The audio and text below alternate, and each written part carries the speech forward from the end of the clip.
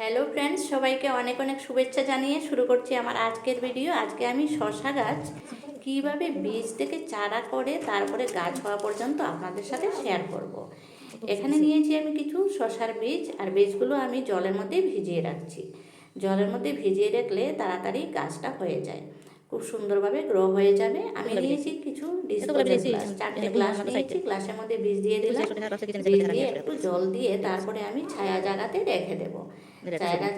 ছায়া জায়গাতে রেখে দেবো যতদিন না গাছ হয়ে যায়। গাছটা হয়ে গেছে, তারপরেও আমি আরও 2-3 দিন রেখে দিলাম। তারপরে দেখুন একটু বড় হয়েছে গাছটা, একটু রোদ্রে দিয়েছি। আজকে আমি গাছটা ফাইনাল পটে দিয়ে দেবো। ফাইনাল বেড আমি তৈরি করেছি। এখানে আমি মাটি নিয়েছি 50%, আর বাকি 50%-এর মধ্যে হাফ দিয়েছি কিচেন কম্পোস্ট আর হাফ দিয়েছি আমি শুকনো গোবরের সার।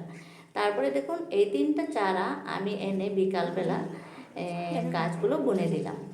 গাছগুলো দেখতে মনে হয় গাছগুলো বেশি ভালো হবে না, কিন্তু পরবর্তী পর্যায়ে দেখুন গাছের চেহারা, মাত্র 1 সপ্তাহ পরে গাছ খুব সুন্দরভাবে গ্রো হয়ে গেছে, আর একটা ফুলও দেখা যাচ্ছে। বন্ধুরা, আপনারাও যদি গার্ডেন করে ভালোবাসেন, ফুলের গার্ডেন হোক বা সবজির গার্ডেন হোক, যেটাই করেন না কেন, আমি দুটোই করে থাকি, তাহলে অতি অবশ্যই আমার চ্যানেলটাকে সাবস্ক্রাইব করে দিয়ে আমাকে এগিয়ে যেতে সহায় করবেন।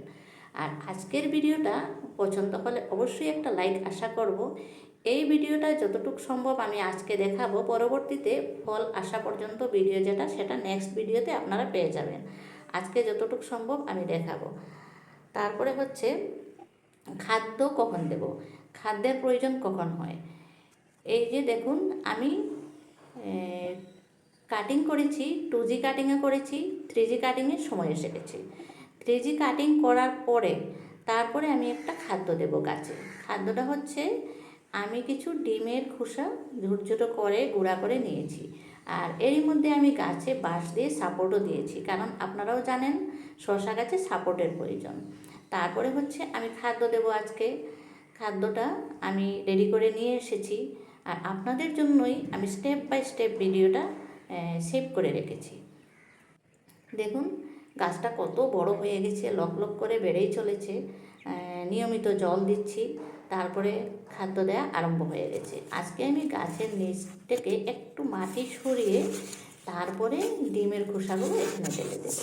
ডিমের খোসাতে রয়েছে প্রচুর পরিমাণ ক্যালসিয়াম।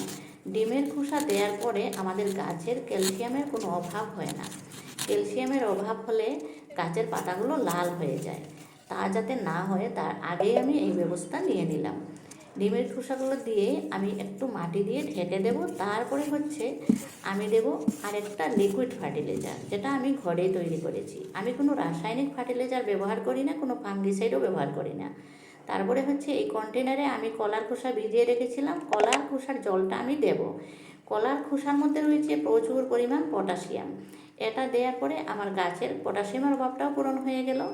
তারপরে আমি কী দিচ্ছি দেখুন, এটা হচ্ছে চুলোর ছাই। সকাল সকাল এসে আমি এভাবে ছাই ছিটিয়ে দেই, কারণ ছাই দিলে গাছে পোকামাকড়ের আক্রমণ হয় না। এই যে আমি ছাই নিয়েছি দেখুন, একদম সুন্দরভাবে চেলে নিয়েছি। তারপরে হচ্ছে কিচেন ওয়েস্ট ভেজানো জল। এখানে আমি কিচেন ওয়েস্টগুলো ভিজিয়ে রাখি, তার যে লিকুইড যেটা তৈরি হয় সেটা আমি আমার সমস্ত গাছগুলোতে সেবন করে থাকি। এটা কিন্তু গাছের জন্য খুবই উপকারী। বন্ধুরা, তারপরের পর্যায়ে আমার গাছে যখন ফল আসবে আমি অবশ্যই আপনাদের সাথে ভিডিও শেয়ার করব। আজকের ভিডিওটা বেশি লম্বা না করে এখানেই বিদায় নিতে